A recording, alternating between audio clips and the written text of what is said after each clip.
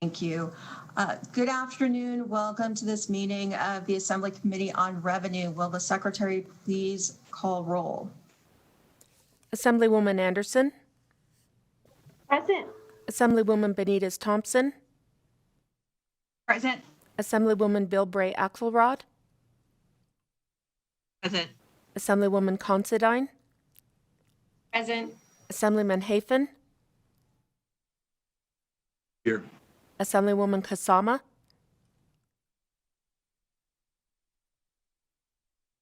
Assemblyman Miller. Here. Assemblyman O'Neill. Here. Assemblyman Ortlicker.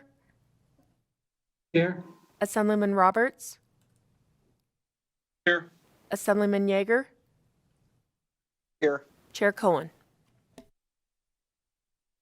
And I am here. Thank you. Please mark Assemblywoman Kasama absent excused, although she is just having technical difficulty. So mark her present when she's able to arrive. Sorry, I messed up my screen. Just a second.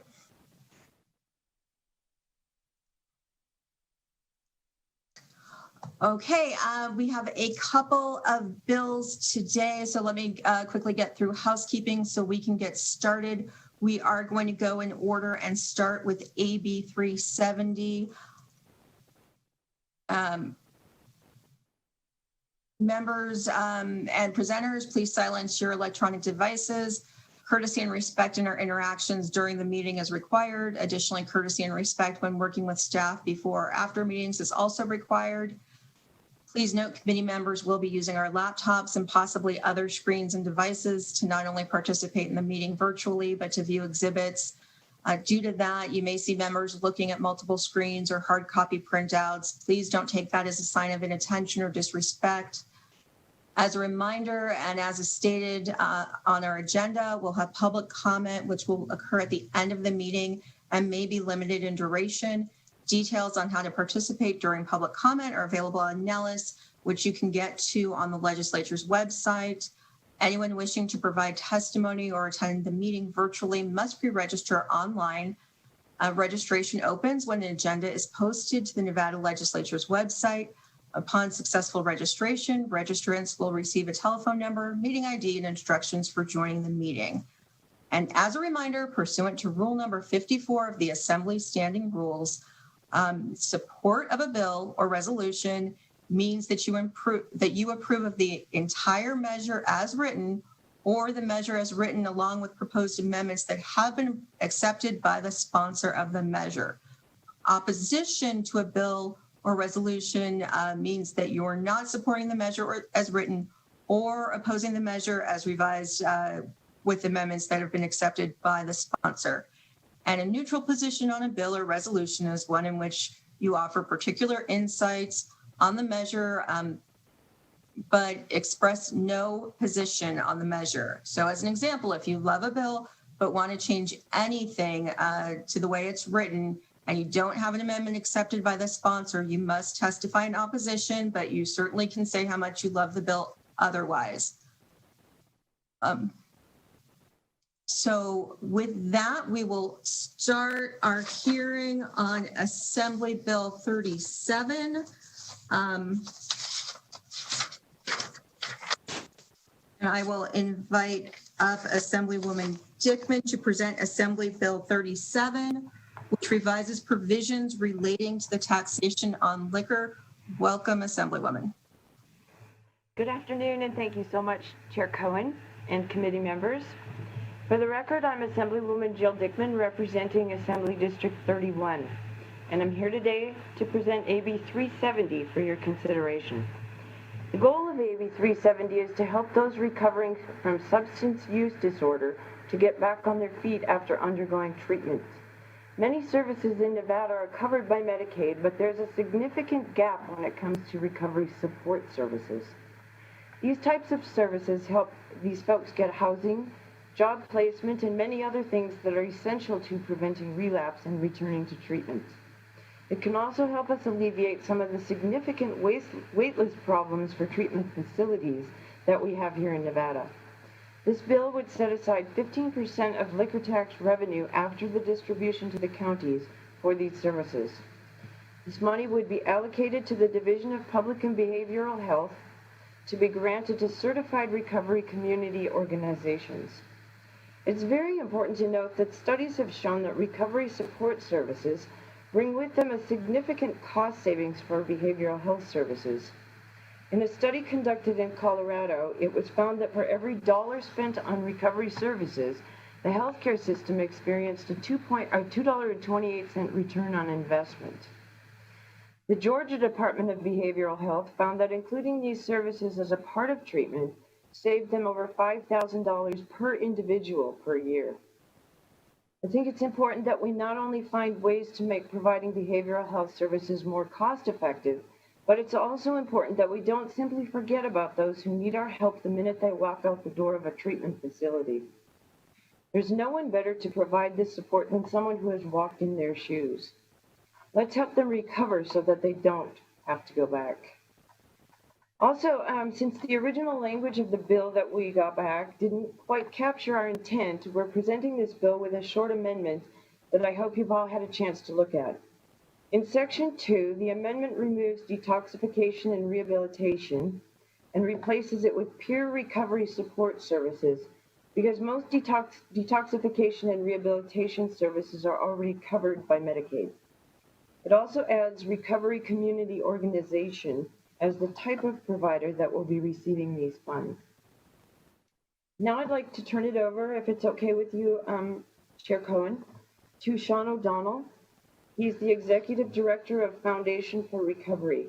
He will be going over more details about the kinds of services that we're talking about and the great results that can be achieved for our fellow Nevadans who struggle with addictions. Thank you so much.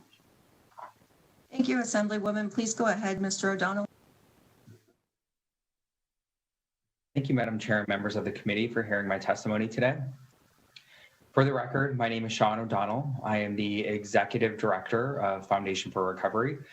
We are Nevada's statewide recovery community organization and charitable nonprofit governed and led by people in recovery from substance use disorders. I am also a person in recovery and celebrated 4 years on January 5th of this year. Today, I am fortunate to lead a team of trained peer recovery support specialists and volunteers who provide mentorship and support at no cost to anyone in need. Many of us feel compelled to do this work almost as an obligation to reach out and help the next person who is struggling. Every day I witness hope and transformation as people seeking assistance connect with others in recovery who share similar life experiences. This is the epitome of peer-based recovery support services and recovery community organizations. Now, I am the product of the treatment system and I participated in intensive outpatient and extended residential programs. But I want to differentiate between treatment and community-based recovery supports, like those that are provided by recovery community organizations. Although treatment was a necessary intervention to stabilize my acute problems with substances, my reintegration in the community and the supportive services to rebuild my life, complete my education in graduate school, find a rewarding career, fiance, and home came with years of community-based peer recovery support services, not brief periods of clinical care. This was possible by embedding myself into an environment with others post-treatment who have been through similar life experiences and one which focused on my strengths instead of my illness, empowering me to no longer feel ashamed of my past. While treatment saved my life, recovery supports helped me to rebuild it. At the heart of this bill, we're seeking to break the costly treatment cycle and reduce recidivism rates by investing in the infrastructure of recovery supports within the everyday environment, strengthening Nevada's recovery-oriented system of care from prevention, intervention, treatment, and post-treatment recovery support services through recovery community organizations. The grim reality is that the number of people struggling with substance use and mental health challenges is likely to increase drastically due to the coronavirus. The CDC reports that there were 81,000 drug overdose deaths reported from May 2019 to May 2020, an all-time high. The predicted count for the remainder of 2020 is expected to be at least double due to the pandemic. Our state and much of our nation has rightfully focused on addressing the opioid crisis and rising overdose deaths, but alcohol still takes the majority of lives annually. Alcohol misuse contributes to 88,000 deaths in the United States each year. 1 in 10 deaths among working adults is due to alcohol misuse. In order to dramatically reverse this troubling trend, it is imperative for our addiction crisis response to evolve from an acute short-term individual-focused treatment response to a broader community recovery response. Addiction is a chronic illness, and recovery often is a lifelong process where external community and social determinants of health play a vital role in its sustainability. In 2016, Surgeon General Vivek Murthy issued the first Surgeon General report on alcohol, drugs, and health. In that report, there was well-supported evidence and data that tells us that if we can just get someone past the 5th year in recovery, they have an 85% chance of sustaining that recovery for the rest of their life. Now, most treatment programs are weeks and sometimes months in length. So what happens after treatment? I'm sure we've all heard of the 28-day program. What happens after those 28 days? And ask yourself, is 28 days enough to force a chronic disease into remission? Recovery community organizations, or RCOs, are independent nonprofit organizations that are led and governed by local communities of recovery. Organically, they are reflective of the people that they serve. RCOs provide community-based recovery support services that effectively extend treatment beyond the clinical setting into the everyday environment for those seeking and maintaining recovery. Many RCOs operate community centers, provide peer-based recovery housing, peer respite care, workforce development programs, individualized peer support, and offer a place for meetings and other group support to autonomously congregate, pro-social events and activities, transportation assistance, among other supportive services and amenities. They are a place for community and social integration. RCOs also work to foster the development of local recovery community support institutions, including recovery schools and collegiate recovery programs, recovery industries, and recovery ministries. New evidence from Dr. John Kelly at the Harvard University, makes it clear that attending a recovery community center regularly over time is associated with greater recovery capital, which in turn is associated with positive differences in quality of life and related outcomes. Peer-based recovery supports help break the treatment cycle and reduce recidivism rates. It is an evidence-based practice that lowers the cost of mental health services by reducing rehospitalizations and days spent in inpatient treatment. Mental Health America published a white paper in 2018 chronicling some of this evidence. Here are just a few of those accounts. Recovery Innovations, a peer-powered international organization based in Arizona, saw a 56% reduction in hospital readmissions. Pierce County, Washington reduced involuntary hospitalizations by 32%, leading to a savings of nearly $2 million in 1 year. In 2 of their managed care contracts, Optum saw an 80.5% average reduction of inpatient days for individuals who had at least 2 hospitalizations on average per year. The problem is, historically and currently, recovery supports and acute treatment have been thought of synonymously. As a result, we have drastically underfunded sustainable post-treatment community-oriented services. Every year, through the Federal Substance Abuse Block Grant, we invest nearly $500 million dedicated to primary prevention strategies, and a blend of federal grant programs combined with Medicaid provides tens of billions annually for clinical addiction treatment services. But AB 370 doesn't take funding away from the necessary prevention and treatment services, but instead extends our investment into the full continuum of care by dedicating needed funding into our local communities to improve and expand recovery community organizations and peer-based recovery support services. The intent is to include eligible new and existing recovery community organizations that hold at least a current administrative program services certification type through SAPTA. I again want to sincerely thank each of you for hearing this important and timely proposal. This morning, the White House released the administration statement of drug policy priorities. Advancing recovery-ready workplaces and expanding the addiction workforce, along with expanding access to recovery support services, were highlighted as top priorities in year 1. Your support of recovery community organizations and services will save lives, reduce healthcare costs, and provide the ongoing recovery infrastructure many of us in recovery need to stay well and rebuild our lives. Thank you. Thank you, Mr. O'Donnell, and thank you for sharing your story and for your work in our community. Assemblywoman Dickman, I believe that you were the only two presenting. Are you ready for questions, or is there more to your presentation? No, that's it. We're ready for questions. Thank you. Okay. I have a question from Assemblyman Yeager. Thank you so much, Madam Chair. I have a few questions, if you'll allow me. I hope they'll be quick. Assemblywoman Dickman, thank you for presenting this bill. And Mr. O'Donnell, good to see you, and congratulations on 4 years in recovery. That's a huge accomplishment.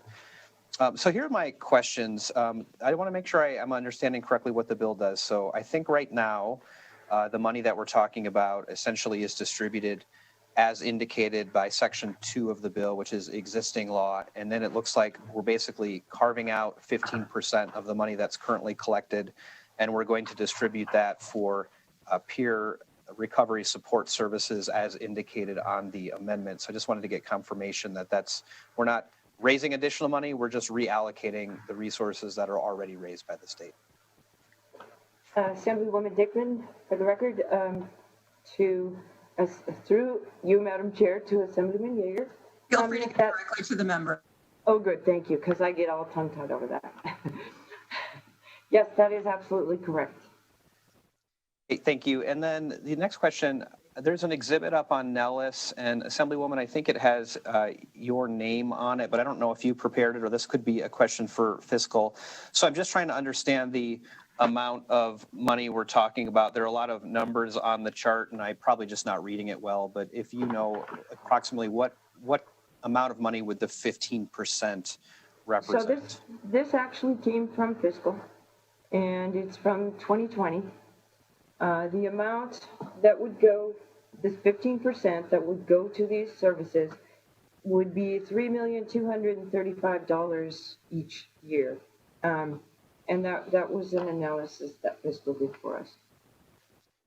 Great, thank you. So I take it I think on Nellis it's highlighted in green, so that is the green helpful. number. Yes, the green number. Thank you. And then just a couple more, Madam Chair, if I might.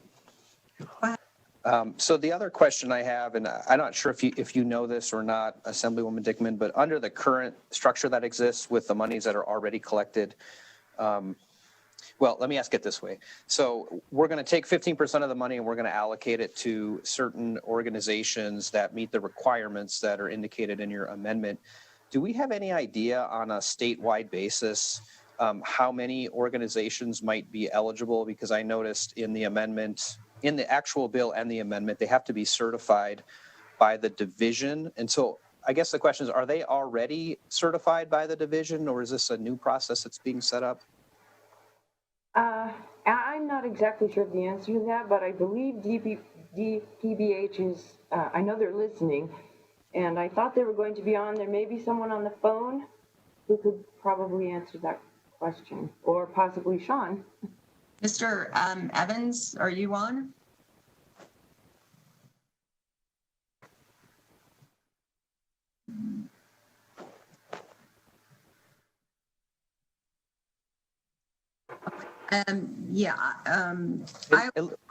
Madam Chair, it looks like Mr. O'Donnell might have some. Okay, go ahead, Mr. O'Donnell. Sean O'Donnell for the record. So I'll say currently, with my knowledge, there are 2 recovery community organizations in the state of Nevada. I think the hope would be that this funding would be able to expand these types of services into other populations across the state.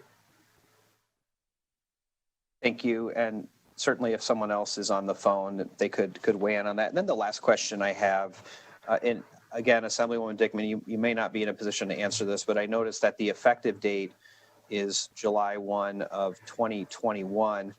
I just wondered how soon, because of our tax collections and how they work, I wondered how soon, if we knew, if we pass this bill and it's effective July 1, 2021, how soon would we be able to get that money out to the organizations so they can do the very good work they're doing in the community?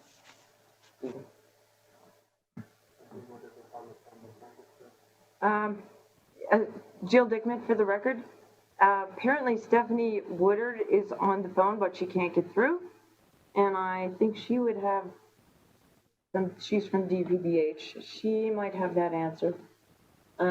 I don't know the exact answer to that, but if she can't get through and we can't find out right now, I can certainly get back to you and the committee. Thank you so much, Madam Chair. I didn't have any other questions, and there may be others who can answer. You're all going to probably wish that I never got my microphone back. But my question is probably for Mr. Nakamoto, because when I look at this liquor excise tax table, it just seems where you're stating the 3.2 million goes to this fund. It seems like that isn't quite right, because the top section of the table, the amount that is collected for over 22% alcohol volume is the 3.9 million. And of that amount, 3.2 million goes to the general fund, and then some to the counties and some to the other account. So is it actually 15% of the 3.2 million? And then of course on the bottom is a breakdown of the total collection. It just doesn't seem quite right. Assemblywoman Dickman, actually that 3.2 million, the state portion, state general fund tax receipts were $21,566,883. And so that's 15% of that. The 21 million, maybe I missed that someplace. See, a breakdown of over 22%, and then it says state general fund, state portion, the tax rate is $2.95. Correct. Yeah, so that total is $21,566,883, and we would like to see 15% of that amount. And so it's just 15% of the general fund, none of those other accounts, just strictly the general fund amount. Right. We're not trying to ask for anything from the local and state governments. I mean, local and county. Got it. All right. Thank you so much for the clarification.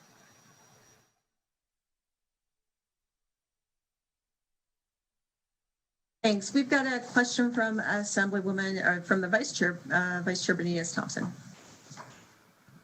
Thank you so much. So I just also want to make sure that I am reading the table right. So I believe it's the 15% of the 3.2 million, which is roughly $485,000. If I could have tax tell me if I'm right or wrong, or am I just too far left or right? Okay, so I know staff will go through the table. I think what I'm just trying to think is, it looks like right now that the annual amount that goes into this program is about $164,000. So what I was trying to figure out was, if it was 15% of the 3.2 million, so getting us just to around 485,000, that would be more than double than what is going into the program right now. And so I would see if that's where you were landing, Assemblywoman Dickman, if your goal was to try to ideally double the amount, or I think a better question would be, why 15%?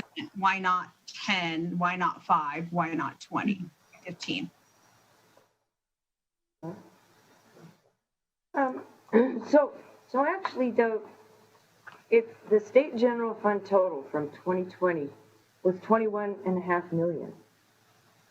And so the 15% of that is actually 3.2 million. Okay, so so thank you. So that is 3.2. So we'd be going from, the status quo right now is about 162,000, and then it would go up to 3.2 million. Correct. Okay, and so I guess then the same question, the rationale behind 15%, why 3.2 million is the sweet spot and not just a doubling of the number or a tripling of the number? Well, Assemblywoman Dickman, for the record, Sean, do you want to address that? For me, it was, I would have liked to ask for more, honestly, but with our financial situation and our economy in such poor shape, I thought that might be a reasonable number to start. But Sean, do you have any other thoughts on that? Yeah, Sean O'Donnell for the record. So I can say that I can't speak specifically to the reason behind the methodology for coming up with 15%, but As I had explained in my testimony, just the amount of funding that's currently going towards other services, $3.2 million going towards building out this necessary infrastructure in the state of Nevada to support recovery-oriented systems of care, when we've just been hit, by a terrible public health crisis. And, Nevadans are struggling with mental health and substance use. Really, $3.2 million could go a long way, a lot farther with recovery community-based services than going into clinical care. So I think that 15% is reasonable. But again, I can't speak to the methodology behind coming up with that number. Thank And Jill Dickman again. Honestly, like I said, we would have liked to ask for much more, but because of the fact, of this pandemic and how many people have been probably affected with substance use issues and also mental health issues, that we thought we had to at least shoot for something that would make a difference. and I appreciate that, and I love the merit of this bill. I have absolutely no qualms with it. I think it's really important. I think I'm eager for tax staff to walk us through this, because I think I did confuse the number. I think I was looking at the 15% and representing that as the status quo, but I'm not sure. So I know I'll let staff play kind of clean up on that. But I guess what I wanted to say was, typically when we look at how we might fund a program, we would say, well, is there a wait list? And then what would it take to cover that wait list? Or is there a capital project and an expansion? And so typically if there's a number, there's usually a target associated with it. So that's why I was asking about the 15%. I didn't know if that meant the, 3 additional programs could stand up that would serve an additional 50 people. I just was trying to think of what those dollars would represent in terms of what we would see on the street. So I appreciate your responses. Thank you. So I think right now let's have the tax staff walk us through the table and make sure we're all on the same page. Thank you, Madam Chair. For the record, Russell Ginden, Principal Deputy Fiscal Analyst with the Fiscal Analysis Division. And so this was work product that was created for Assemblywoman Dickman per request. And so I'll assume I've been released from my code of conduct, since it's now in the public domain and there's all kinds of questions being asked about it, to be able to discuss it. So Assemblywoman Dickman asked me with the construct that which she's working on. And so there were different scenarios put together for her consideration in terms of the percentages, just for that, since that question has come up. And so then it was obviously then Assemblywoman Dickman's decision. And so this is the one that was chosen for the bill. And so the table, just to walk through a little bit, is it may have more information than was necessary for the request. But to just have it there with, you can see it gives you an overview of the liquor tax, that there's 4 different types, the rates, and then the actual gallons from FY 2020, and then the tax receipts from those gallons, and then where they're distributed. And so based on the direction to staff from Assemblywoman Dickman, we were looking at the over 22%, since there's a portion of that already being distributed to the liquor tax program account. So on the line there that says over 2022 in the top block, that $26.3 million, that's the total tax receipts. And so then you can see in column I, I'm just showed her 15% of all the different taxes. So she'd have an idea of what that 15% meant for any one of the 4 revenue sources. So then down in the middle block, titled Breakdown of Over 22%, that's showing how that $26.3 million is actually distributed under current law in column F, and then the percent breakouts in column G. And so then again in column I, you're seeing 15% of those amounts. So that and allow the Assemblywoman to see the dynamics of where you could decide to take 15% up. So as has been stated here by Assemblywoman Dickman, the amount that would be redirected from being deposited in the state general fund to the account and program that Assemblywoman Dickman is proposing in her bill is indeed the cell that's highlighted in green there under column I. So it would be the $3.2 million. Had this been in place at FY 2020, that would have been directed to this program being proposed in the bill versus being deposited in the general fund. And so hopefully that answers the question and explains the table. It's just one of those things that when I was putting together, I was showing all the pieces because that was the direction of the request from Assemblywoman Dickman. And then her using the table, then it's the green cell that's in play here based on the decision that the Assemblywoman made for this bill.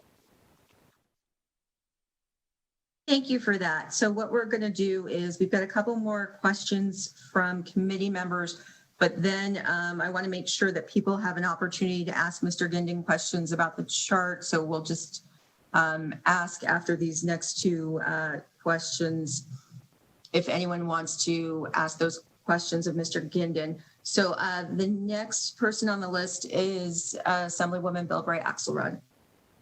Thank you, Madam Chair, for the question. So I'm looking at this bill and I'm looking at section 2, subsection, well, I'll just say it's the very last line, 41. In administrative and personnel costs related to the grants. With two organizations who are currently able to receive these grants and the amount being 3.2 million, I just am wondering if that's not a little too ambiguous to say that we can use some for administration. I know in my life as working on grants and grant writing, at least in the federal level, they're very, very, very specific on what can be used for personnel, administrative. I mean, it really has to be direct services for most things. And I'm just wondering if that's not a little ambiguous, and maybe you can speak to the intent of that. Assemblywoman Dickman, for the record, and thank you for that question, Assemblywoman Bilbray Axelrod. That is actually money that will be taken out of the funds that DPBH will be able to use for their administrative costs. Because this money ultimately is allocated to DPBH, and then they will allocate it to the organizations. And so they may need additional staff in order to administer this, but if they do, it will be paid for out of what we are already asking for. Quick follow-up, Chair. Go ahead. So when they set the parameters of the grant application, they will be setting up the determination of what can be used for administrative or personnel within the grant structure. Is that correct? Well, which they already do. So, yes. Okay. Thank you. Assemblyman O'Neill. Thank you, Madam Chair. Sean, I think you could probably best answer this question. First, congratulations on some very, very hard work on what you've done over the last several years and putting this together with Assemblywoman Dickman presenting it. I'm going to try to keep it simple. For the 3.2 mil, what's our return on the investment? Do we have any statistics on recidivism? More people such as Sean that will be coming out? Some numbers to tell me what I'm buying? Yeah, absolutely. Sean O'Donnell for the record. That is an excellent question, Assemblyman O'Neill. As I had mentioned in my testimony and Assemblywoman Dickman had mentioned in hers, these community-based services have greatly alleviated re-entries into hospital-based programs, more costly inpatient programs, lowered recidivism rates. They've been a great cost savings for many different states and local communities. There have been several reports on that. If you're looking for specific numbers too, I'm happy to share with the committee a few different studies. And I know I apologize. That's what I was looking for, some numbers. Because you said that they have been successful. I was just trying to get some numbers for us to help us understand a little better on what the return on investment is for us. Sure. And I think, Sean O'Donnell, for the record, depending on where we're looking at those numbers, if that is the cost of recidivism or reentry into hospital programs or inpatient, it definitely differs. But on some of the studies that we know have been done, and as I had mentioned in my testimony, I mean, Arizona-based organization that had started to implement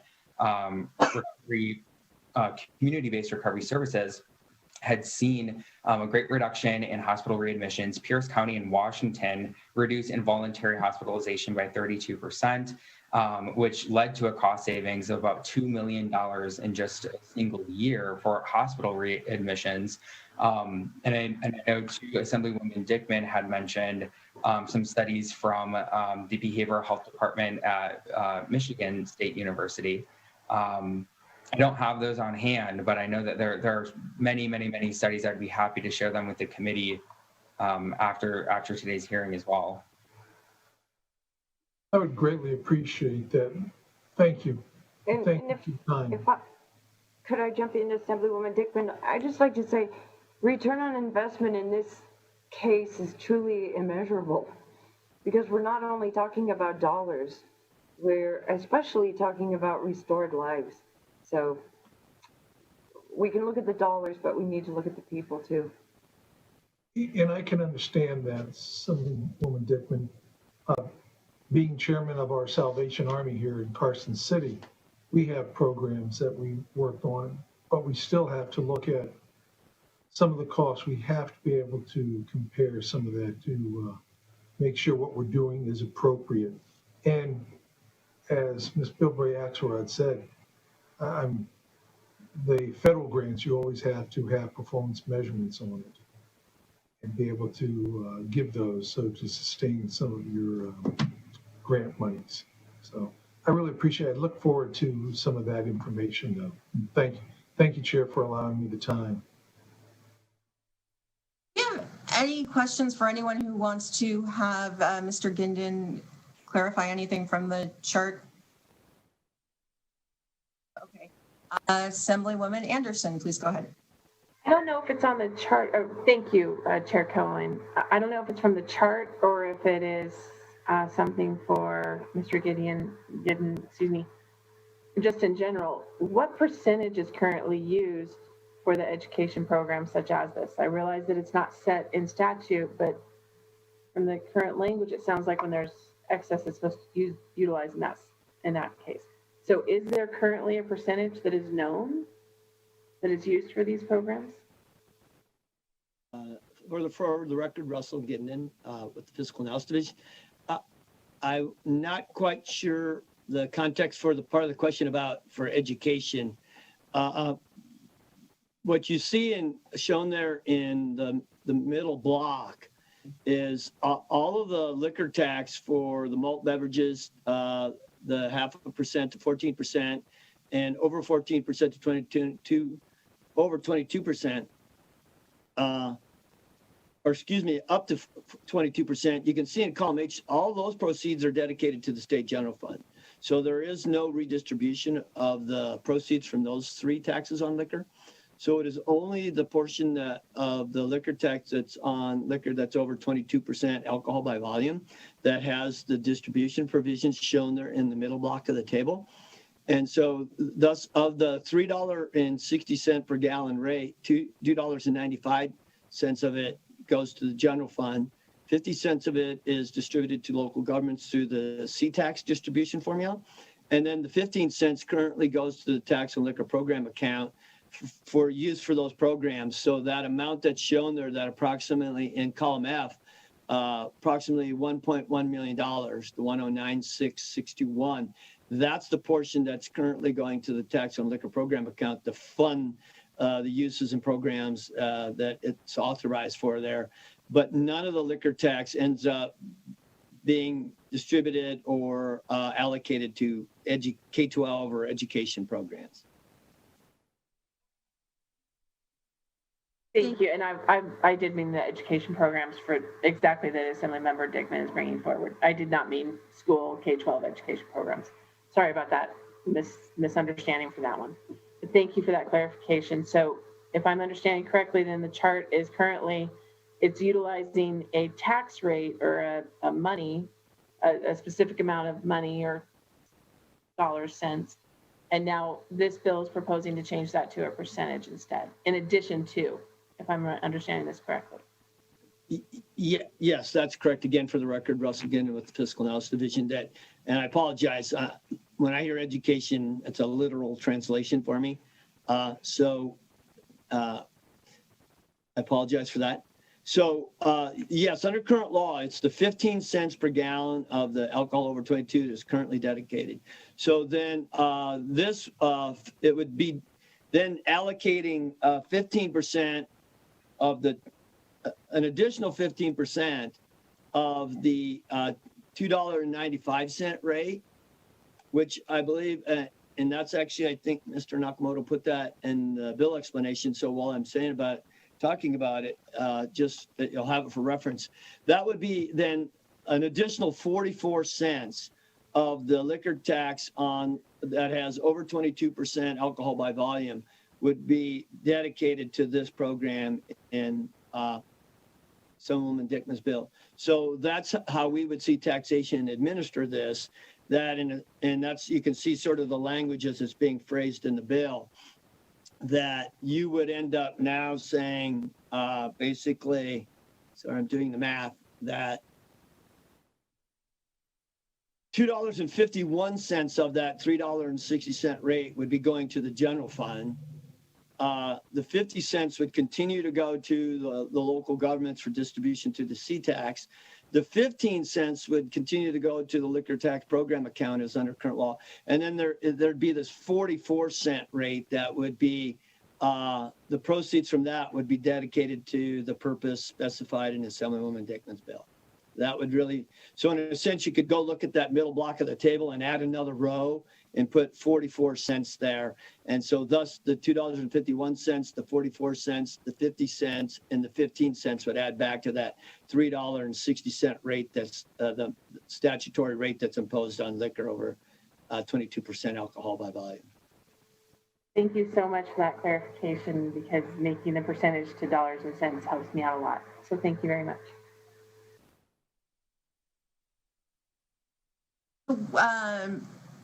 We apparently Dr. Woodard is on the phone, and I think we're trying to get her into the meeting. Dr. Woodard, you're not there yet, are you? Okay, she was also given the Zoom link, so I thought maybe she checked in. Okay, so while we're trying to get Dr. Woodard on the phone, I have a question about the Section 2 and the new grant program, or changing the grant program, I guess I should say. So is this language changing or hamstringing DHHS from other programs they might want to do? Because the way I read it is this is utilizing all of the money that's set up in the account in NRS 369.174. Is that correct? That's not my understanding, but it would be nice if DPPH could get on and maybe help us with this. Okay. It's not my intent. Okay, thank you, Assemblywoman Dickman. And it could just be the way I'm reading it. And then I also just wanted to get a little more information about why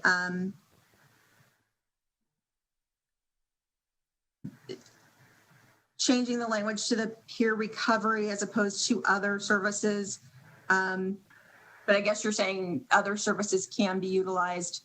This would just be something very specific out of that for peer recovery? Assemblywoman Dickman, for the record, that would be my intent. I would like to give it to Sean.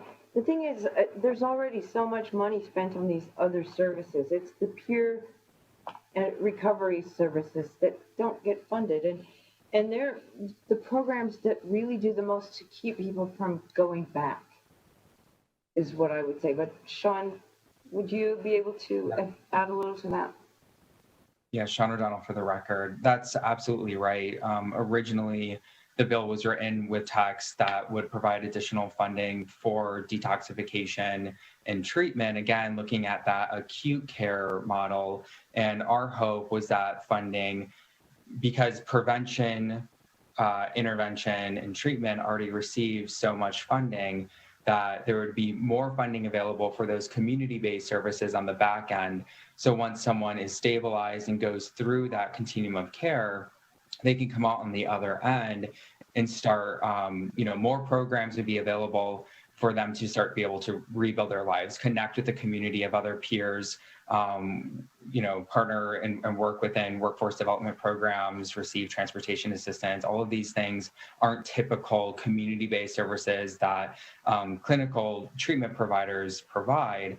And I also wanted to make a correction to an earlier statement that I made earlier, if I may, when I had said that there are 2 organizations currently doing this work. I wanted to clarify that there are 2 organizations that I'm aware of that consider themselves recovery community organizations, or RCOs, but there are many, many other organizations in the state that are providing these community-based peer recovery support services, whom I believe would be eligible to receive this funding as well. And DPBH, when they're on, can clarify that. And luckily, Dr. Woodard is here with us now on the Zoom. Dr. Woodard, can you clarify? I don't know if you heard the last portion, but can you clarify that? So let me make sure I understand the question. The question was, is there some significant limitations that this would pose for the division because of the requirement that the dollars go to recovery and recovery communities? Is that correct? Yes, although I'd say more specifically the way it's written in the amendment, so that it's not just recovery community, it's not just the recovery realm, but the peer recovery support services by recovery community organizations. So Stephanie Woodard, for the record, I don't think so. One of the important things about the funding that would be allocated through these dollars is that while some of our grants do and absolutely encourage the use of those funds for recovery support services, what this would do would be allow us to have some real sustainability on the back end of some of those grants. As you know, many of the grants that we get tend to be in 2 to 3 year allocations without a lot of sustainability on the back end. So having these funds specifically available to continue some of the great work that we can initiate with some of our grant funds to ensure that we don't lose these programs when we lose grant funding would be vitally important, especially because so many individuals really do come to depend on the existence of these services in the community. Thank you for that. And we appreciate you being here. Is there any, before I see if there are any questions for you, do you have a statement you'd like to make or any other information you'd like to give? I believe there were some other questions earlier that I wasn't able to get through on the phone, so I'm happy to answer any of those questions now. I apologize for the technical difficulties, but happy to be able to join you on Zoom. No problem, and we appreciate you being here. Okay, so with that, do we have any questions for Dr. Woodard? Okay, I'm not seeing any. Oh, okay, I'm sorry, Assemblywoman Anderson. I didn't put in the chat. Thank you, Chair Cohen. Just a quick question: if this were to, how are grants utilized or decided upon at this time through your department? Are they done competitively? Are they done based upon locales? Is it a consideration of need and also past practices? Basically, if this were to get through, how would the competitive grant be, or how would the grant be awarded? Stephanie Woodard for the record. It's a great question. Some of it depends on the federal funding and what's stipulated by the federal government in our notice of funding opportunity and our award. But for the most part, what ends up happening is that the state is required to have a state plan where we identify using data where some of the greatest needs and gaps are. Certainly that includes doing a crosswalk to Medicaid to ensure that we are funding to services that are not duplicative of what Medicaid covers, or we are funding services that are covered by Medicaid for those who are uninsured or underinsured. So that's typically the way that we gear our funding. In addition to that, we do competitive notices to the community. Certainly government entities are also eligible most of the time to be able to compete for these dollars. So we typically roll out competitive RFAs by funding stream to make sure that we are soliciting the most competitive applications available to meet the needs in the communities. Thank you. Thank you. Thank you, Chair Cohen. You're welcome. Do we have any other questions for Dr. Woodard? Vice Chair? No, I don't have necessarily any policy questions, no. Oh, sorry. I thought you were waving your hand. Okay, I do have a question from Assemblyman O'Neill. Chair, I was just thinking, do we have legal with this? Maybe I should recuse myself from some of this since I do sit on the board of Salvation Army and could be involved in requesting or applying for these grant money. So Assemblyman O'Neill, we don't have legal with us, but we're not taking any action right now today. So I think that's something, if you want to discuss that with legal, you certainly can, and have information before any further actions taken. Can I ask Dr. Woodward one question then that may clarify? Of course. Doctor, the Salvation Army is considered a faith-based organization. Would we qualify, do you think, or would we be exempt because of that? So Stephanie Woodard for the record, actually over the last few years, one of the requirements for some of our federal funding is to ensure that faith-based organizations are not only included in the planning, but are eligible for funds. There are no current restrictions on faith-based organizations making use of this specific fund of money. And so unless the legislature decided to stipulate some type of limitation in the statute, at this point, faith-based organizations would be eligible if they met other criteria that were stipulated in the statute, including being able to be certified as a recovery community. I greatly appreciate that. And Chair, when we get legal back, I will ask them and possibly recuse myself then from any vote. Thank you. Thank you. And I certainly suggest that you don't need to wait until we have legal at a hearing. You can reach out to them whenever it's convenient for you. Okay, so I don't think I'm seeing any other questions, but just double checking. All right. Assemblywoman Dickman, do you have anyone else who's testifying, or can we go to support? Going to support would be fine with me. Great, thank you. Thank you so much. BPS, can you please go to support on the phones?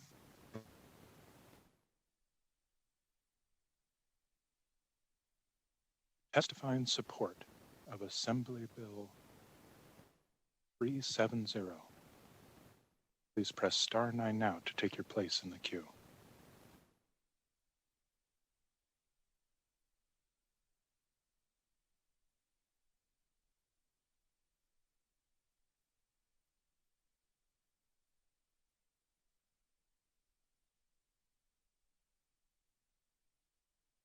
Chair, there are no callers in support at this time.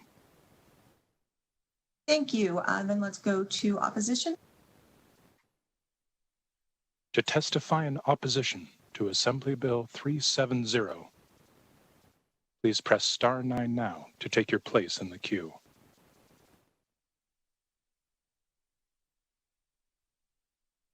Chair, there are no callers in opposition at this time. All right, and for neutral, please.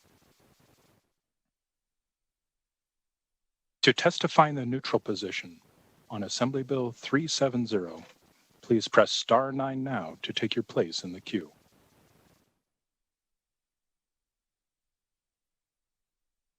Chair, there are no callers in the neutral position at this time. Thank you, BPS. With that, I will call up Assemblywoman Dickman. Excuse me, if you'd like to make any closing remarks. Yes, thank you so much, Chair Cohen and committee members, for taking the time to hear this important legislation. I also like to thank Dr. Woodard and Mr. Ginden for their help in figuring out how to pull this bill together. But I also especially want to thank Mr. O'Donnell, because I learned a lot several months ago about this issue, and he's been incredible in helping me to understand the needs that we have. I believe that that offering these services to those who need them most is the best way to help them get back on their feet and living the best lives that they can. With the added benefit of being beneficial to the state and the behavioral health system as a whole. I also want to take a moment to recognize all the people who offer these services for all the amazing work that they do every day to help struggling Nevadans. Thank you again for your consideration, and I hope we can find a way to make this work. Thank you. And with that, I will bring the hearing to an end and open the hearing on Assembly Bill 435, which revises provisions governing the commerce tax. And welcome Steve Hill. And I believe we're also having presenting is Bethany Kahn. Please go ahead when you're ready. Thank you, Chair Cohen. Members of the committee, I'm Steve Hill. I'm the CEO and president of the Las Vegas Convention and Visitors Authority. I appreciate you hearing this bill today and allowing me to present it. And you'll hear from some supporters later. I just want to thank them for their work on this bill as well, and particularly the Culinary Union and the work that they've done on this. It's a very short and straightforward bill, so I will try and be short and straightforward in my presentation. As you all know, the commerce tax was passed in the 2015 legislative session. I was a part of that process, testified on that bill. And during the planning of that bill, at least from the executive branch, there was a recognition that the meetings and convention industry was exceptionally important to Nevada, and that was really what generated the inclusion of subparagraph N in section 1 of this bill into that language. The intent at the time was to make sure that those who participated in a trade show or a meeting or a convention were not subject to the commerce tax. Since that time, it's shown that that language, frankly, has not been clear enough so that all the stakeholders in that process can read that language and read it the same way. And so our attempt here is simply to clarify that language so that all involved understand how that paragraph should be implemented. So we are really asking to more clearly define who falls under the definition of a person and what falls under the definition of an exhibition. We're also removing the language around the business license, which is really turned out to be more a piece of confusion rather than helping with the clarity of that language. Some participants in a trade show do have a business license in Nevada for other reasons. So that has caused a little bit of confusion as well, and frankly isn't necessary, in our opinion, to carry out the intent of this subparagraph. As I said, the importance of this industry, the meetings and convention and trade show industry, was certainly recognized prior to the pandemic. But the pandemic has really shown how important that industry is to both the economic and fiscal health of the state and many of its citizens. As you may be aware, as we have relied on virtually entirely on the leisure traveler since the pandemic started. And you can see the difference in occupancy with just leisure travelers here between weekends and weekdays. That difference has been pretty consistently about 30% occupancy difference, regardless of the health of the market. So when things were at their worst, we could have weekends in the 45 or 50% range, and weekdays could be in the 15 to 20% range. Now that things are more healthy, both physically and economically, weekends are pretty strong. Friday and Saturday nights, we're seeing weekends back into the 80+% range. But the other 5 days of the week are still in that 50% range.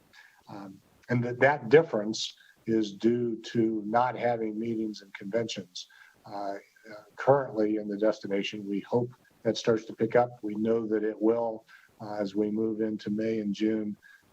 But that segment of our visitation will take longer to recover. And that, as I said, that segment's exceptionally important. It brings billions of dollars in economic impact. It brings hundreds of millions of dollars a year in tax revenue, both at a state and local level. And it is responsible for tens of thousands of jobs. And so the recovery of that industry is very important to us. And we just want to make sure that there are no obstacles that we can remove in the way of that industry recovery. So that is the extent of that bill and the rationale behind it. I'm happy to answer any questions that the committee may have, Madam Chair, and would appreciate your support of this, what we think is an important bill.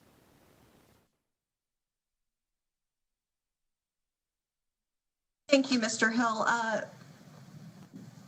Is Ms. Khan going to speak first, or do you want to start questions now? I'm happy to wait until Ms. Khan speaks. Okay, why don't you go ahead, please, Ms. Khan? Hi, I'm Bethany Khan with the Culinary Union. I represent the Culinary Union as a spokeswoman. So the Culinary Union supports Assembly Bill 435. Nevada is slowly recovering from this unprecedented COVID-19 pandemic, and hospitality workers are now eligible for the COVID-19 vaccine, and we've seen tourism levels increase. Thousands of Culinary Union members were furloughed from their jobs. Actually, 98% of the 60,000 members that we represent were furloughed from their jobs for months. And as of today, it's only about 50% of the 60,000 members we represent are back to work. So as tourism and visitation rates increase, we hope to see more workers return to work, because the economy can never really recover and fully recover without workers being back at work.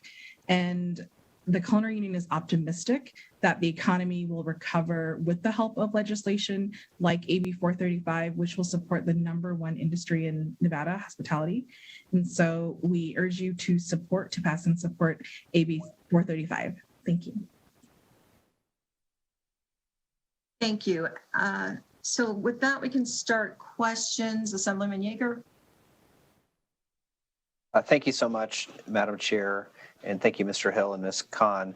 I was in the building in 2015, but not as an elected official, so I obviously knew that the discussions around the commerce tax were happening, but I wasn't intimately involved in them. So, my question was just sort of this language, obviously, that is in front of us, the existing language, was sort of vetted through that process, and I understand we're wanting to make some changes, and it sounds like mostly due to the need to have an economic recovery on the Strip and get people back to work, which is certainly a laudable goal. I just wondered if you could sort of shed any more light, sort of beyond that goal, which again is a good one.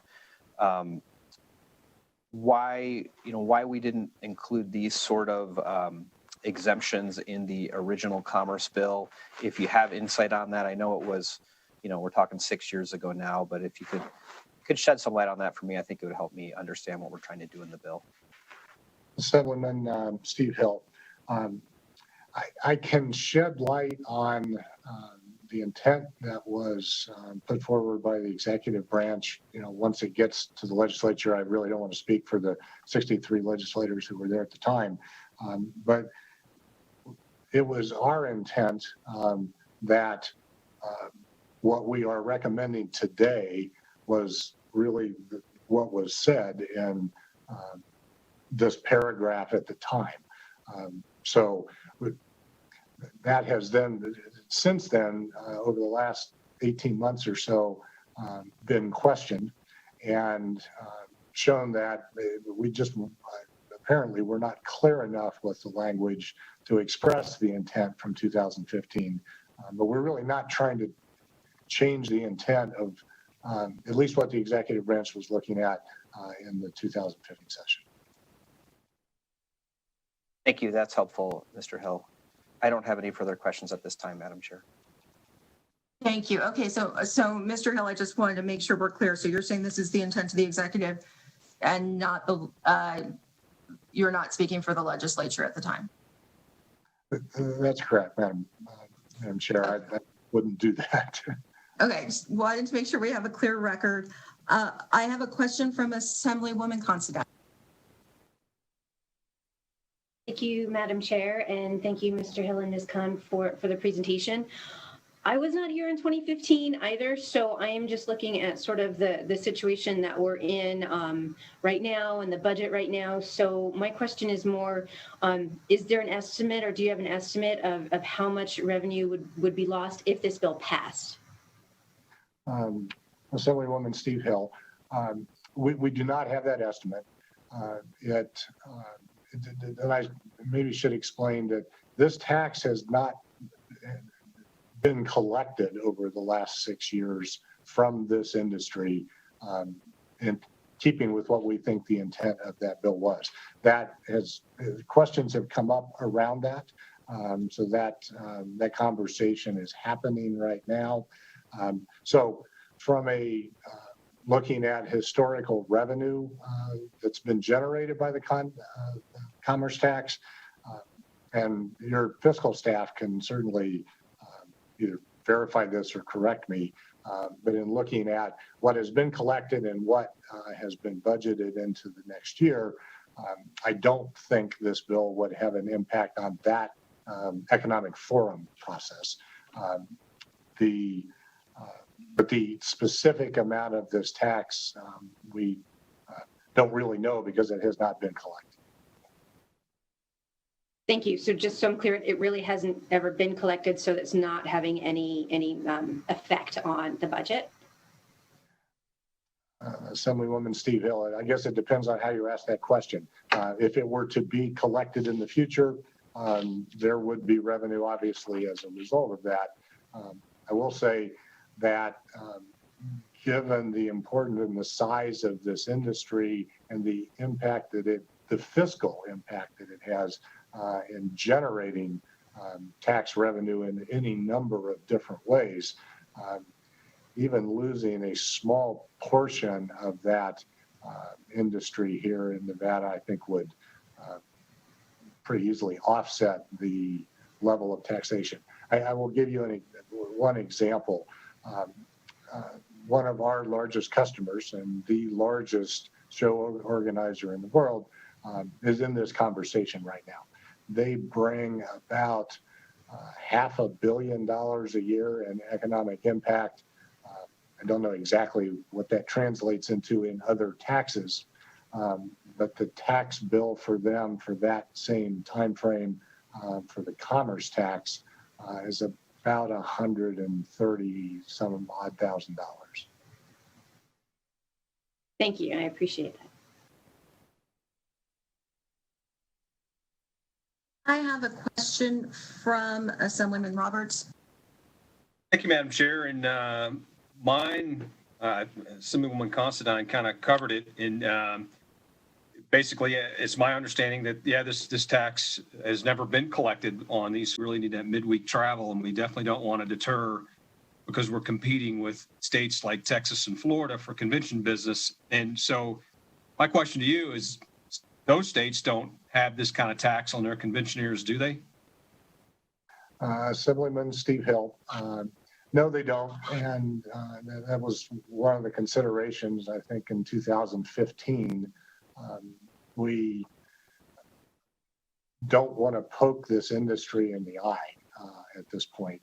Didn't then, and it's, I think, even more so now. And in consideration of the fact that they're here on a very temporary basis and leave, and provide such a meaningful both economic impact, job creation, and tax generation already. I think that was part of the rationale then, and it's more important now. Thank you for the answer, and it certainly makes sense, and I'll support you in this endeavor. Thank you. Mr. Hill, though, when we're talking about other states, they have other taxes, right? That we don't necessarily have? Be more clear that would affect a company that is producing a trade show, et cetera? Assemblywoman Cohen, yeah, obviously every state's tax structure is somewhat different, yes.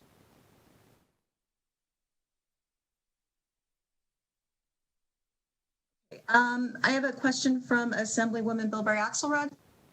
Thank you, Madam Chair. So I just have a question. So the folks that you put in here to be part of the exemption we've never taxed them for the last 6 years. So this, and I guess I'm questioning why. Was that a determination by the Department of Taxation? Was there a legal question that brought that in? And then is the intent of this bill just to clarify that, yes, they are supposed to be in this category, that they're exempt? Or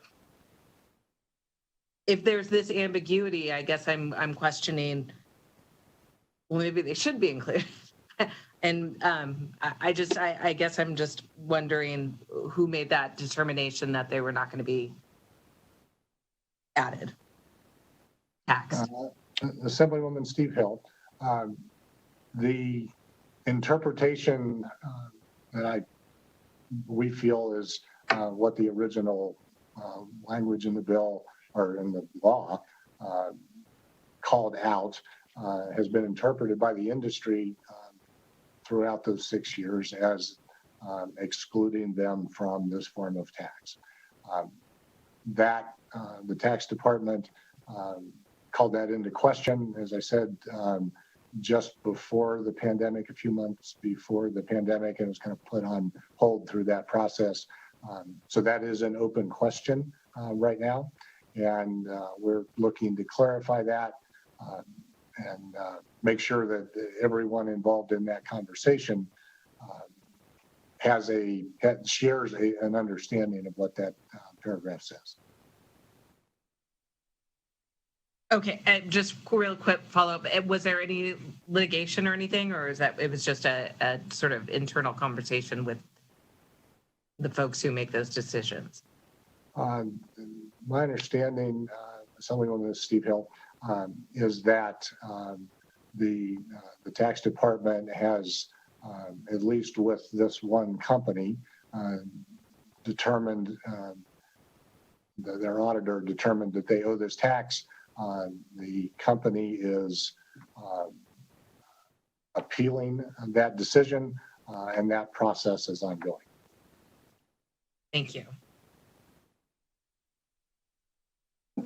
And Mr. Hill, that one company does have conventions scheduled in Las Vegas for the next year or two now, correct? Chair Cohen, Steve Hill, yes, they do. Okay, thank you. I have a question from Assemblywoman from Vice Chair Benitez-Thompson. Thank you. I appreciate that. And so I just want to make sure that I'm understanding some things. So this is really specific when you are talking about the description in paragraph N.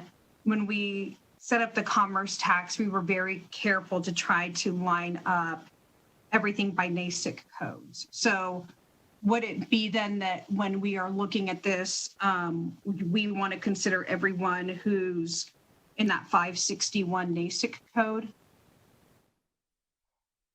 Assemblywoman Steve Hill, I'd need to look at those codes again to really answer your question correctly, but I can do that. I appreciate that. And then I guess I'll let legal or our tax staff let me know if we wander into any proprietary areas. I don't want to do that, but I've heard a couple of things that I wanted to ask questions about. So I think I heard you, Mr. Hill, specifically reference $135,000 as it. I think you meant like as an assessment of commerce tax. Assemblywoman Steve Hill, that was the example for that one company, yes. For that one, okay. So I want to know, I'm trying to think of scope here. Are we talking, and I guess that's why I asked about the NASIC code. I'm trying to figure out, are we talking about one particular taxpayer or are we talking about a whole class of taxpayers under 561? Because I guess I don't have a way to judge like the impact or the breadth of what this would be without, I guess, some help in understanding, should I be thinking about one taxpayer or a class of taxpayers? Assemblywoman Steve Hill, this would apply to all of those companies in the meeting and convention industry. Okay. So I think then I think I might want some help from tax staff, just kind of put it in the parking lot, not necessarily right now, on what that looks like, just so that we have a good idea of what kind of, I guess, what that would look like for the state to say clearly with this code, you would be exempt from this. I don't know, maybe right now we have a mix and that code is larger than what we're thinking of. So I just wanted to make sure if we're looking at our statute language and the codes and how congruent they are. I think the other question I had is, I think with that example of $135,000 of commerce tax due, working the math backwards, and staff, I think, included for us a chart on commerce tax to help think about. I think this was something that they've done before. You know, they give us charts to help us think about what a number means and then what the tax might be. But that would mean more than $92 million in taxable revenue within the year for that company. Is that right? Assemblywoman Steve Hill, yes, that's correct. Okay. And then, so we specifically want to say that for that, we don't want to apply that concept of a commerce tax on economic benefit or that company that would make more than $92 million of gross revenue business in a year. Assemblywoman Steve Hill, I'm not sure if I understand the question exactly, but yes, the tax would not apply regardless of the size of the company. Okay. There's lots of different variants. This is one of the largest. Okay. And so, I'm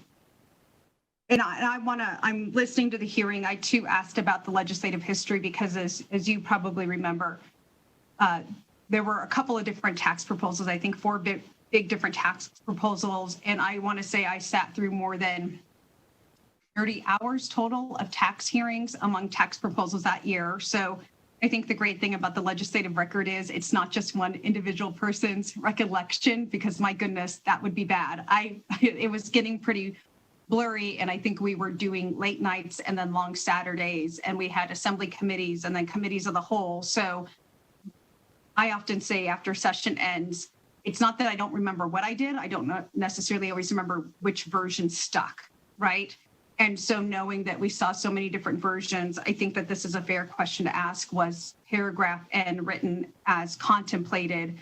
And so I think it would be helpful for staff to let us know kind of what the legislative record reflects and the dialogue and conversation on paragraph N, because I think that would be helpful for me and my recollections of things. I think the other piece of it is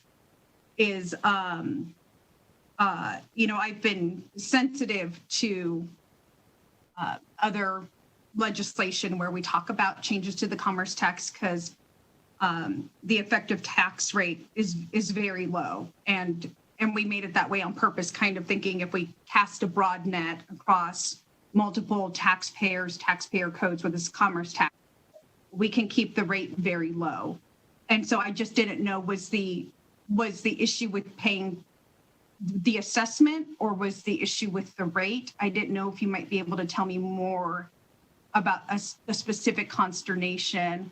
But once again, I worried that I don't, if it's one particular taxpayer's concerns, I don't necessarily want you to have to out anything proprietary. Assemblywoman Steve Hill. And our viewpoint is that we actually are not changing the law as it is written. We are just clarifying it. The industry, and it is a broader concern than just a single company, certainly. The industry has viewed it that way. That's how we have read that paragraph for the last number of years. To then impose what they would feel now is imposing a tax on them in the middle of what has been, the worst situation. They have not been able to generate revenue in the past 12, 13 months. I think sends the wrong message from the state to that industry when we are in desperate need of that industry to recover right now. I appreciate that. It sounds like there was a tax assessment, and it sounds like that tax assessment, I think I heard you say, is being contemplated or kind of playing out through that taxation process where a taxpayer disputes an assessment that they've received. I think if I'm right, if I remember from what my history has been, is those audits on taxpayers are typically running a couple years in behind. So I guess I was trying to figure out and this will make a difference for me, Mr. Hill. So if we have an industry who says, hey, we're caught up just like everyone else in this pandemic. So in this past year, we have experienced incredible loss. We are now being assessed this tax, but we don't have the ability necessarily that's going to really hurt our bottom line, despite the fact that we're doing, $92 million in gross revenue of business. That's not reflective of where we are right now for the next kind of these couple years. Or if this assessment is coming from pre-pandemic, and are we looking at kind of a legacy audit issue or a legacy discrepancy issue? Assemblywoman Steve Hill, this is a period of time that's pre-pandemic.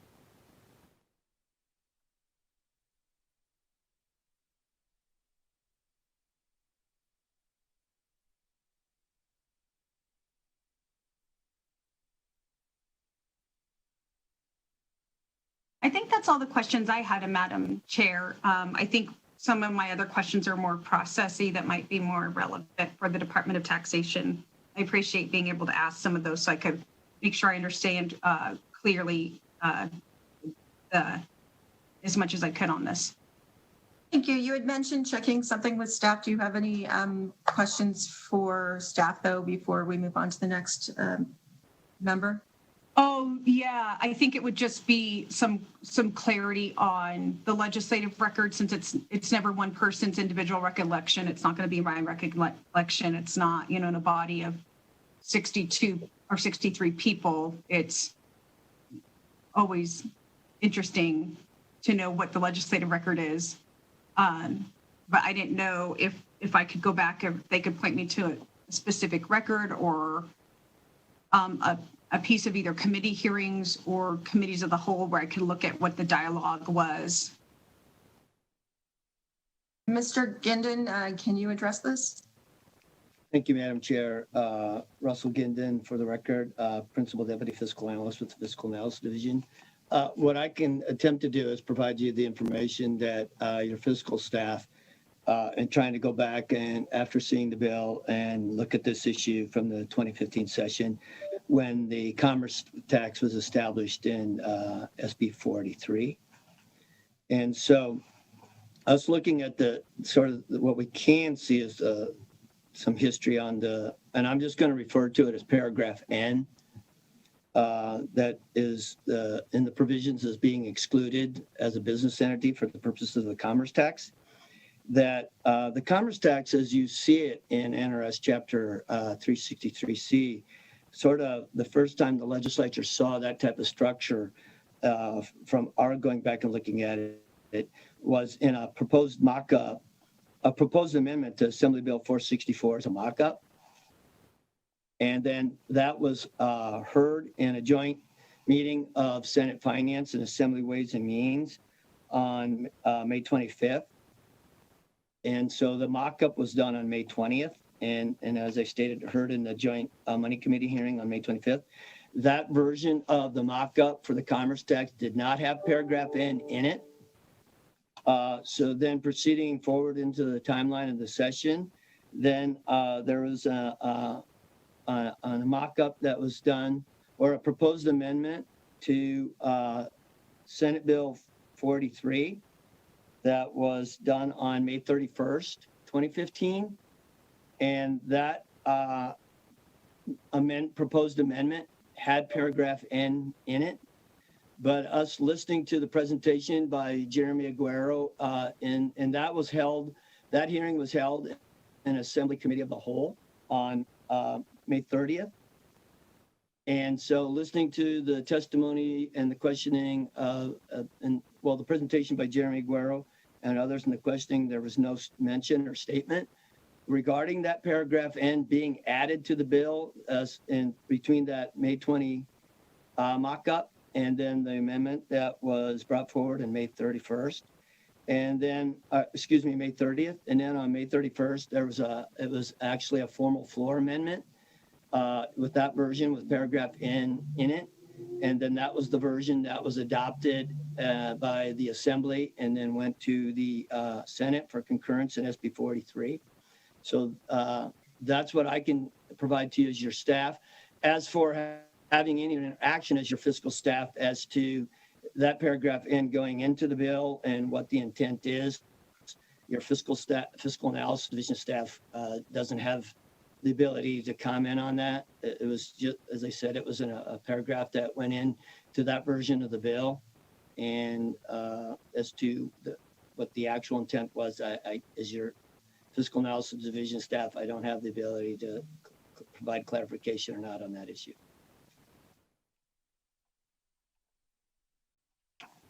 Thank you for that, Mr. Gindin.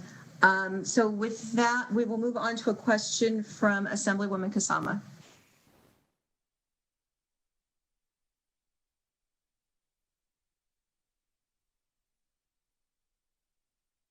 Sorry, my mouse was on the other screen. Thank you so much. Actually, I think a lot of the questions have been answered with the other Assembly people and the questions they've asked. And one of my questions was, it looks like this was perhaps the original intent. This looks like it's a cleanup to make it clear so we don't have those issues. And that answers my questions. Thank you.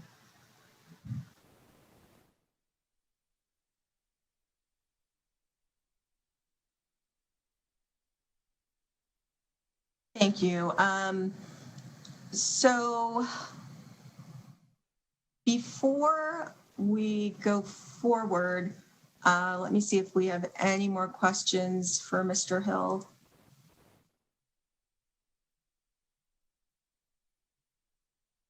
Okay, Seeing none. Oh, I got a message. Let me just double check that. Okay, so seeing none, is there anyone else in your, I think we covered this, but there's no one else in your presentation, Mr. Hill. So let's move on to support. We do have the Department of Taxation here, and I think we'll just ask any questions the committee has for the department after we go through support and opposition and get into neutral. So BPS, please go to the phones for the first person in support. To testify in support of Assembly Bill 435, please press star 9 now to take your place in the queue.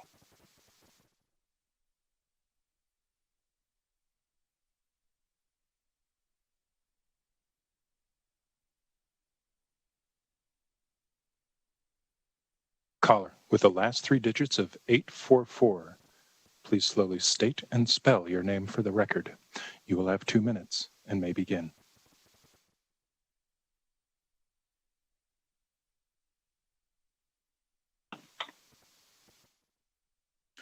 Caller with the last 3 digits of 844. Please slowly state and spell your name for the record. You will have 2 minutes and may begin. Yes. Hi, my name is Matt Griffin. M-A-T-T, last name is G-R-I-F-F-I-N. I'm calling in today to express on behalf of MGM Properties our support for this bill, and we thank you, Madam Chair, and members of the committee for considering this bill. As some of you may recall, MGM was very supportive in 2015 of the commerce tax, and as part of our support, it was our understanding back in 2015, as it is today, that at least in part our support was based on the idea that we were not going to be taxing conventions so that the industry can maintain its competitive advantage in Nevada, and that we were more comfortable with the idea of using the taxes that are generated through sales tax, slot tax, room tax, et cetera, for the revenue from those conventions. So in exchange for the at least our understanding 15, in exchange for that exemption under the slot tax, our property and all the other resort properties that do host conventions in the state of Nevada also agreed to pay a flat fee for hosting those conventions, so that the properties themselves would provide a tax to the state of Nevada under the commerce tax as opposed to convention properties themselves. For these reasons and a myriad of other reasons, we did support the commerce tax and still do support the commerce tax. And I wanted to let the committee know about that support today. And again, thank everybody on the committee, and particularly you, Madam Chair, for hearing this bill today. Thank you. Mr. Griffin, before you go, you mentioned a flat fee, and I just want to understand that a little more. Madam Chair, I'm sorry. Could you say that again? I was getting the unmute microphone message during that. Yes, you mentioned a flat fee, and can you give us a little more information about that? I'm not exactly sure what you're getting at with that. Yes, and I apologize. I don't have the statute in front of me, but there is a flat fee that is assessed on all resort properties that are hosting conventions under the commerce tax. That provision was included in the original bill. I don't recall what, perhaps Mr. Ginden can help on that. I don't recall the exact section of the law that is in, but there is a flat fee for hosting a convention that is assessed upon the properties. Okay, thank you for that. Not sure if Mr. Ginden is going to have that, but I will certainly add that to the list of things to ask taxation when they. And Madam Chair, I will try to get you that by the end of the evening as well, the citation of that as well. I apologize, I don't have it. Madam Chair, this is your staff, Russell Ginnen. Yes. I didn't know if Mr. Griffin's referring to the current statutory provision that was put in place way back after the 2003 session, that in lieu of participants at these types of events having to have a business license fee, the person putting on the person that has the facility to do that, they can pay a flat fee in lieu of those people getting the business license fee. I don't know if that's the statutory provision that Mr. Griffin may be referring to. For the record, Madam Chair, Matt Griffin, yes, that is the provision. And the discussion that I recall on 15 was that provision would remain in effect under the commerce tax because, of course, the commerce tax is attached, the liability of the commerce tax is attached based upon your requirement to get a business license fee. So, yes, that is correct. I believe the statute is NRS 360.780. Okay, thank you for that. We appreciate it, Mr. Griffin. With that, BPS, we'll move on to the next person in support.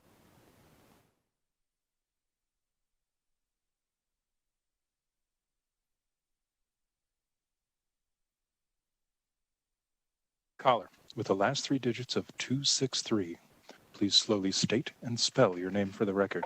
You will have 2 minutes and may begin. Good afternoon, Madam Chair, members of the members of the Committee on Revenue. My name is Jesse Wadhams, JESSEWADHAMS, with the law firm of Black and Wadhams, representing the Reno Sparks Convention and Visitors Authority. Obviously, we wanted to mention that we appreciate the work of Mr. Hill and Ms. Khan. We are pleased to stand in support of AB 435 and our partners at the Las Vegas Convention and Visitors Authority. Thank you. Mr. Wadhams, can I ask a question? You still there? Okay, I guess we lost Mr. Wadhams. Okay, next person is. Yes, no. Oh, you're okay. Thank you. So we're talking about, because it's the commerce tax, we're talking about amounts over $4 million. And, I think we're all familiar with Las Vegas and the convention industry there, but I don't know that any of us are really so familiar with the Reno Sparks conventions. Are they reaching that 4 million level? Madam Chair, actually, I don't have that off the top of my head, but I'm happy to get you that information. Okay, thank you. I appreciate it. With that, BPS, next person in.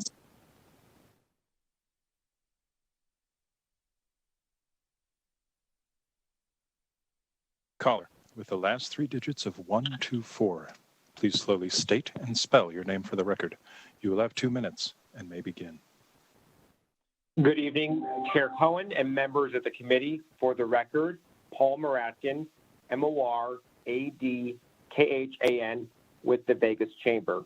The Chamber is in support of AB 435, as we believe it provides clarity to what we believe was the original intent of the commerce tax as it applies to trade shows and events from our observations and recollections from the 2015 legislative session. We agree with the remarks made by Mr. Hill from the Las Vegas Convention and Visitors Authority, and we believe this clarification is important to supporting our tourism and convention industry as part of our economic recovery. Thank you, Chair Cohen and members of the committee for your time and consideration tonight. Thank you. BPS, next person, please.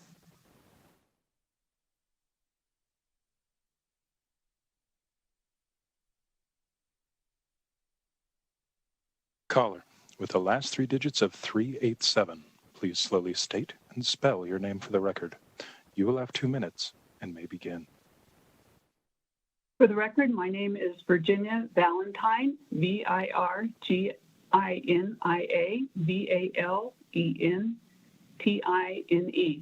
I'm president of the Nevada Resort Association, and the association represents 76 resort hotels across the state. I'm here today to speak in support of AB 435. As Ms. Khan mentioned, trade shows and conventions create jobs, and as Mr. Hill said, the meeting and trade shows bring millions of visitors and fill rooms midweek. The economic benefits of meetings and trade shows contribute directly and indirectly to the state's economy. As you know, resorts were closed, completely closed, for 76 days last year. There have been no meetings and no conventions since closures. We support this bill because we believe that this clarifying language will remove one small but important barrier to our recovery. In closing, meetings and trade shows are extremely important to the resort industry, the Nevada economy, our recovery, and bringing back jobs. We urge you to support this bill to clarify the commerce tax. Thank you, Madam Chairwoman and committee members, for your time this afternoon and your consideration of this bill. Thank you, Ms. Valentine. BPS, next person in support. To testify in support of Assembly Bill 435, please press star 9 now to take your place in the queue. Chair, there are no more callers in support at this time. BPS, let's start taking testimony in opposition, please. To testify in opposition to Assembly Bill 435, please press star 9 now to take your place in the queue.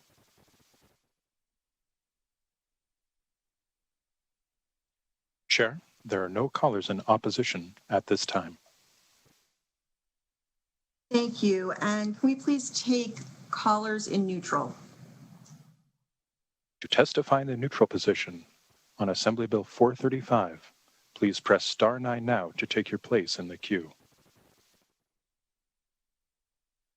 Chair, there are no callers in the neutral position at this time. Thank you. Then I will ask Director Young if you're available for questions, and before you take questions, if you do have any comments you'd like to make. Thank you, Melanie Young, Executive Director for the Nevada Department of Taxation. The Department of Taxation is neutral on this bill and would be available for questions if the committee has them. Thank you. Thank you. Vice Chair, please go ahead. Thank you so much. I appreciate it. I was trying to remember how the tax audits work and the time frame for the tax audits. And I know we've been through it before in various bills and committees. So I think I heard Mr. Hill put on the record that there was concern, it seems, by one individual taxpayer. Or if there's more, I don't know. I don't know, once again, kind of what we're talking about, if we're talking about an individual person or kind of a class and a group of people. But I think from his responses, it sounded like just one individual company. And so, and then his response that this was an issue that was kind of pre-pandemic. So we started assessing the commerce tax, I believe, in 2016. Passed it in 2015, and then we had to give Department of Taxation, I think, 34 staff to begin it. So did we start collections in 2016 or 2017? Thank you, Melanie Young, Executive Director for the Nevada Department of Taxation.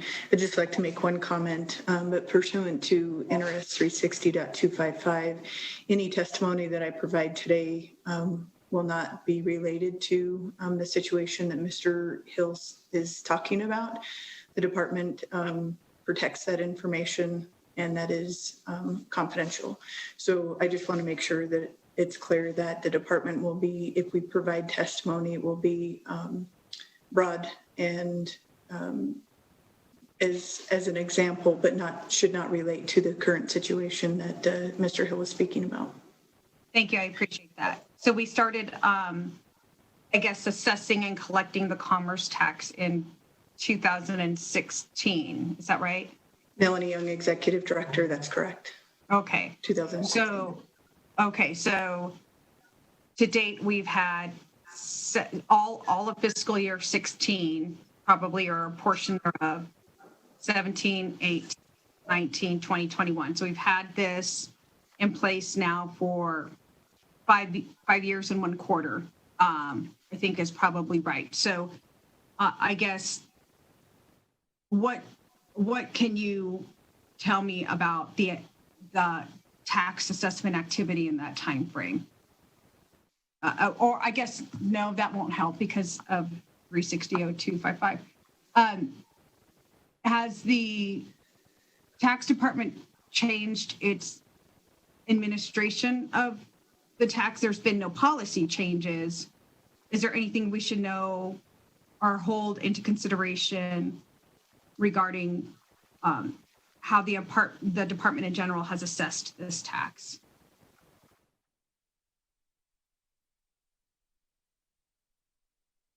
So thank you, Melanie Young, Executive Director. For the record, let me clarify the question. Are you asking if the department has changed its interpretation of the commerce tax section of 363C? Yes. For the record, Melanie Young, Executive Director, the department has not changed its interpretation of NRS 363C. Whatever assessment procedures were for 2016 stayed the same in 17, 18, 19, 20.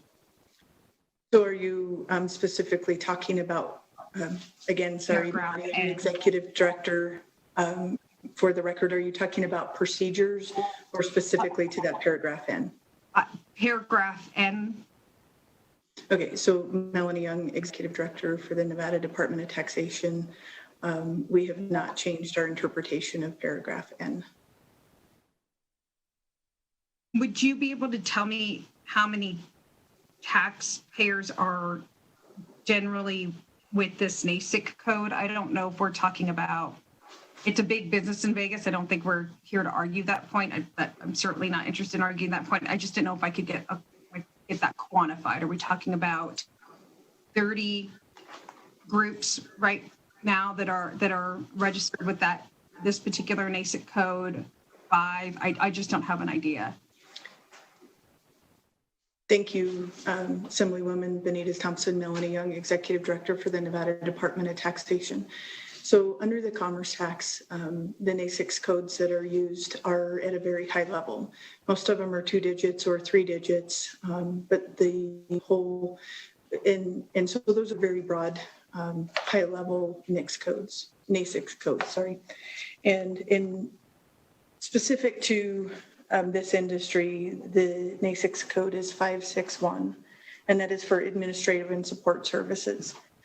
Under that is very broad, as I said, group for that number of taxpayers.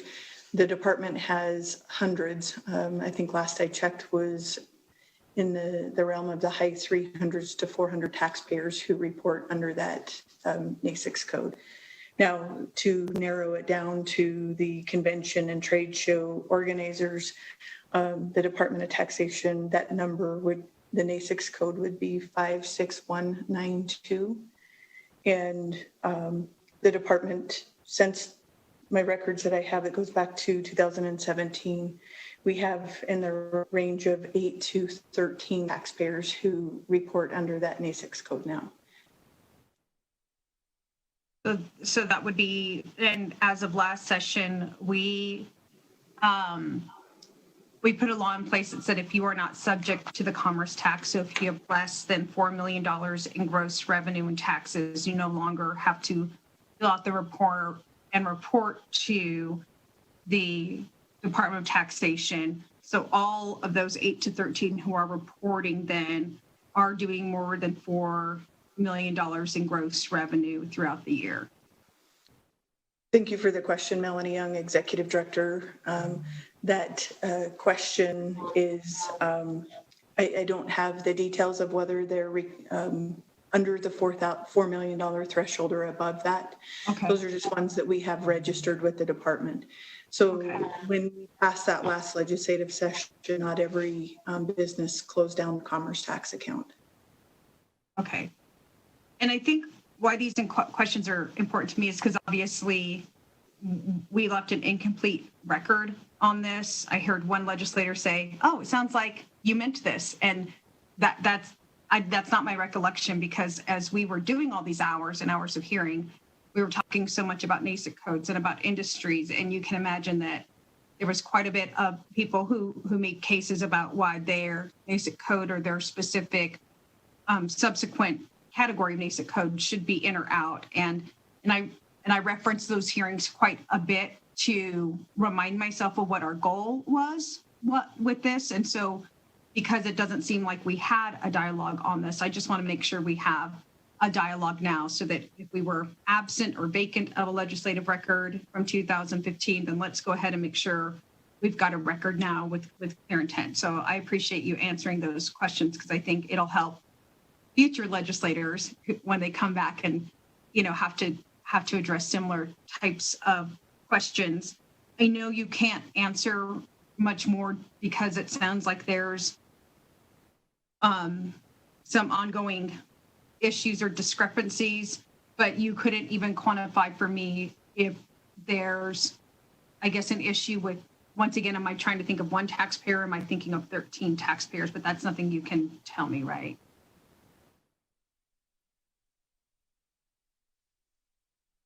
Thank you, Melanie Young, Executive Director for the Nevada Department of Taxation. And unfortunately, I am unable to answer that question.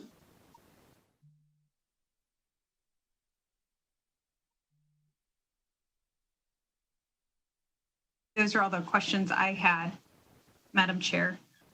Thank you, Vice Chair. Do we have any other questions for Director Young? Ms. Anderson, Assemblywoman Anderson?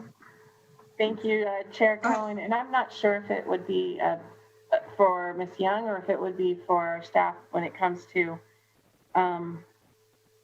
specifically a question that was brought up or a comment that was brought up in the affirmative when it came to the flat fee, first of all. And so I'm trying to figure out that information. But then also, when I'm taking a look at N with the proposed language change of N, an organizer, manager, or sponsor of such an event, or an exhibitor at such an event. Sometimes the convention centers are actually the managers of those, or even the ones that go out to try to organize them. So I'm wondering if there's a possible conflict between keeping the flat fee event, but then later in the language for N of basically making them exempt. And I don't know who that question would be for.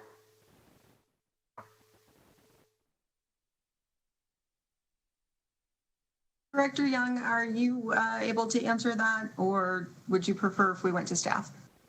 This is Melanie Young, Executive Director for the Nevada Department of Taxation. I can answer the question on the, what we call is the exhibition facility fee. And so that exhibition facility fee is, was put into place in, I'm just clarifying the information, was put into place in 2005 at the 22nd special session. And the way that exhibition facility fee, it is a flat fee of $5,000 that the facility pays for those vendors who are attending the exhibition that do not have a state business license. There's an alternative fee that could be paid, which is a little bit more complicated calculation, and that is it's $1.25 a day for each day, and then somebody who does have that business license participating in, which the exhibition location would pay that on behalf of those vendors. Hopefully that clarifies the question. And then I would have to defer on the rest of your questions to someone else. Thank you, and thank you for clarifying where the flat fee comes from. I guess then, I don't know if this would be for Mr. Hill or if it would be for our staff, then that this language would not take away that flat fee. Madam Chair, this is your Russell Ginden, your staff. And so maybe I can attempt to follow up on the information that Director Young provided in addressing Assemblywoman Anderson's question on this issue. I have to admit that I'm trying to sort through the context of the provisions in NRS 36780 in relation to the commerce tax as a flat fee for the conventions, other than you see it being used as a reference in paragraph N here with regards to exclude, I think as we're hearing here, it was to exclude participants from the events. But as Director Young stated, that in the 2003 special session, we established the business license fee that we have today. there was an interim study after the 2003 session of which I staffed. And out of that came the recommendation to establish the provisions in NRS 36780 that Director Young. Those provisions were to say, rather than having to worry about the people that would come to these conventions, trade shows, and exhibitions to have to try and get a business license fee, they could. But then here it says that then the person can, that they, in lieu of that, then the event sponsor, they can pay this flat fee in lieu of all those people participating in the event having to have a business license. So that's the flat fee that you hear being referenced here is this. It came out of an interim study after the 2003 session, and then as it was put in place in 2005 to try and deal with that issue. And if it's my recollection that this proposal was actually brought forward by staff from LVCVA from that interim study. But so then to take that flat fee and have this association with the commerce tax, I just don't have the ability as your staff to comment on that as something that I was aware of as part of the discussions during the 2015 session. I can't say that it didn't occur. I'm just saying, as your staff involved in the commerce tax in the 2015 session, that this association between these provisions and that, other than you can see the reference was used for these provisions based on what legal was drafted, and I'm assuming based on what the information that they were provided to draft paragraph N as you see it existing in the commerce tax. That was approved in 2015, and I'm not aware of any request for it to be amended in the 2017 or the 2019 sessions as your fiscal staff. So I don't know if that provides much clarification, but I hope that it may. It provided a huge amount for me because it basically told me that I was not the only one that was not following all that. So thank you so much for that clarification. Do we have any other questions? And every time I ask that, it goes back to just a giant picture of me and I lose all of you.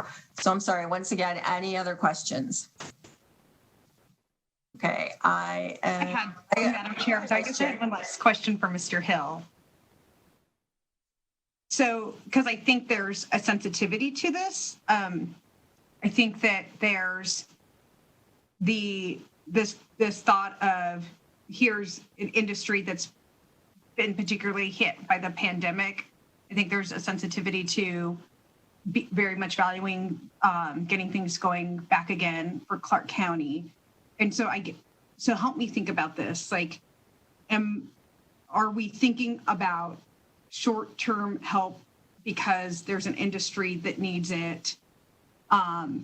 Or, and this is kind of going back to the question I had before, are we talking about more of a longer stemming issue with a group of taxpayers or a taxpayer who are more or less offended by the tax? Do you get what I mean? I'm trying to figure out how I contextualize pieces of the conversation, because if it's the latter, then I think that there's more things that we can do. If it's about the idea of trying to adjust what taxes and fees are, then that's a different path, I think. But I'm also have the sensitivity to, a state general fund that, we had these conversations about how we're going to have to cut services to the blind. We've had the conversations about, having to cut services to foster care. And so for me, I just, not understanding if I'm talking about one taxpayer or class of taxpayers, I don't know what the impact of this would be for future revenue coming into the state's general fund. Does it have to be a general fund connection? Assemblywoman Steve Hill. Our request with this bill, as I said, is to clarify language that we think has had this intent all along. It's intended to be a permanent clarification. It's not intended to solve an interim issue because of the pandemic. And it would apply to all those taxpayers in that industry.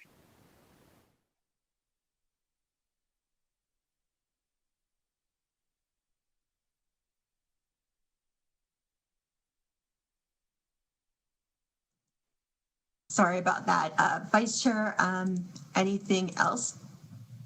No, I appreciate that. Thank you. Okay. So with that, I'll invite Mr. Hill and Ms. Khan back up unless there's any more questions, and ask you to go ahead and make a closing statement if you'd like. And then, Mr. Hill, I'm not sure if we actually got on the record that you're here representing LVCVA. So if we just for the sake of a clean record, if you can just confirm that. Madam Chair, thank you, Steve Hill. And yes, I'm the president and CEO of the Las Vegas Convention Visitors Authority, and I'm here representing them, or us, today. And I just want to say thank you specifically to you, and certainly to all the members of the committee for your thoughtfulness and your willingness to hear this bill today. Certainly available to answer any questions you may have as we move forward. Again, I want to thank all the others, organizations that have been involved in this important bill as well. And I want to thank Ms. Khan and the Culinary for their help specifically, but thank you. Thank you. And Ms. Khan, would you like to make a statement?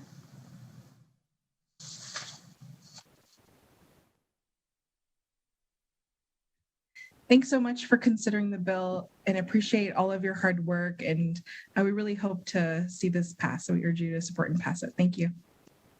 Thank you very much. With that, I will close the hearing on AB 435 and open up for public comment. BPS, can you please go to the public comment line? Take place in the public comment queue. Please press *9 now. Chair, the public line is open and working, but there are no callers at this time. Thank you, BPS. Committee, anything anyone has for the committee? Okay, seeing none, then before I adjourn, we will have hearings on Tuesday and Thursday, including work sessions. So with that, thank you staff, and thank you BPS, and we're adjourned.